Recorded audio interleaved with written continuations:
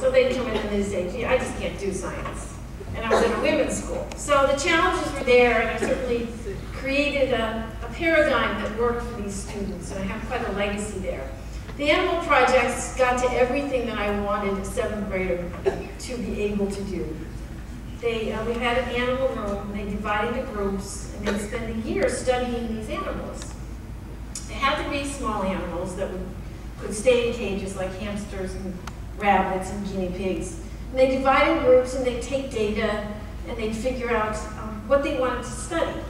Well, if you create an infrastructure for kids, they are incredibly creative. How many of you think you could teach a rabbit to jump up on a chair? Or a mouse to climb on a rope?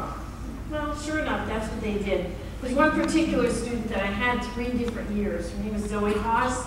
She actually is a graduate of West Point and has spent her life as a military woman.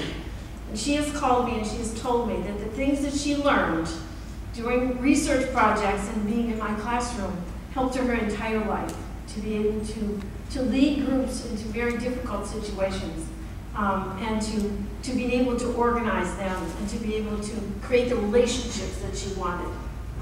But I'll tell you what we don't teach in schools. I did an MBA and developed a new mindset about money and about management.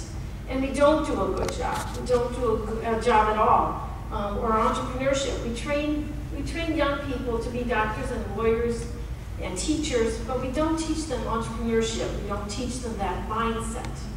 That's what we do at Billionaire Babies. How many of you actually had a business when you were a child?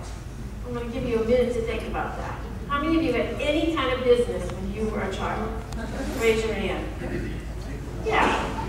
Okay, you had a lemonade stand. Did you used to mow your neighbor's lawn?